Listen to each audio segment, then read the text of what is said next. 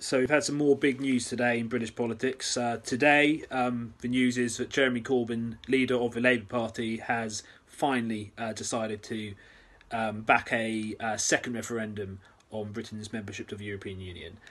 He's been all over the place for a long period of time, but he's finally decided that he thinks it's best that we have a second referendum, because I would imagine that means that in Jeremy Corbyn's view, it wasn't clear enough to him what the verdict of the British people was over 2 years ago. I thought it was quite clear. I thought that, because over 17 million people voted to leave the European Union nationally, because 52% of people voted to leave the European Union nationally, it was clear, and that it was the responsibility of government and Parliament to implement that decision.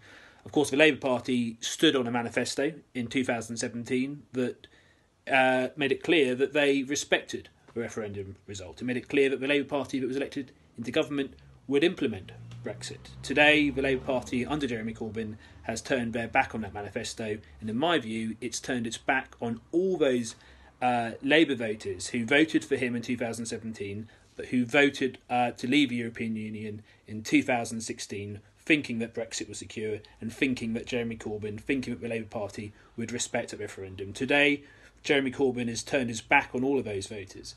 And in my view, he's made it clear that he thinks he treats the referendum result with contempt. We knew before today that in Ipswich, which voted 58% leave, we had a local Labour MP who thinks he knows better than his constituents.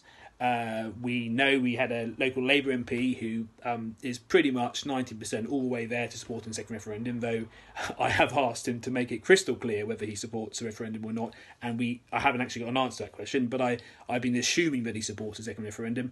Today, we know he's backed up by party leader Jeremy Corbyn.